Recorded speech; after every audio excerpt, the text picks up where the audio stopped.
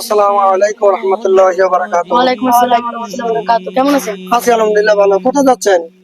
কালকে রাতকে মাইকেল করছে ফুটবল খেলা, সেই জন্য সব বন্ধুদের নিয়ে সেখানে ফুটবল খেলা দেখতে যাইতেছি। আপনি আমিও সব বন্ধু একসাথে ফুটবল খেলা দেখতে যাইতেছি। খেলা দেখতে গেলে কি কোনো সওয়াব হবে? যে না।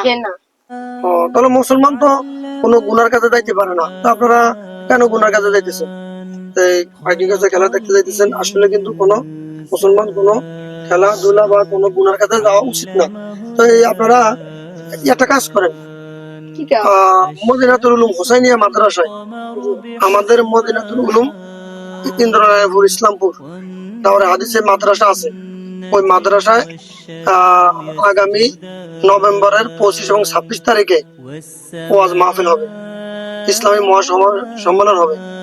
ওখানে যাবেন এবং সব বন্ধুদের বলবেন যে আমরা যেখানে গুনার কাজ সেখানে যাব না, আমরা সবাই মিলে যেখানে ওয়াজ হয়, যেখানে মাহফিল হয়, যেখানে দ্বীনি কথা হয়, যেখানে বড় বড় আলেম ওলামারা আসে, আমরা সেখানে যাব।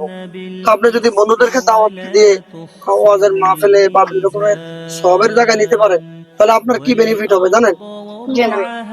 আপনি যত জনের দাওয়াত দিয়া ওয়াজের মাহফিলে নিতে পারবেন এবং ভালো একটা কাজে নিতে পারবেন, জি। ভালো জায়গায় গেলে যত সওয়াব হবে, আপনি দাওয়াতের চুলে যত মানুষ যাবে তাদের সকলের সওয়াবও আপনার আমলনামায় আল্লাহ পাক দান করবে।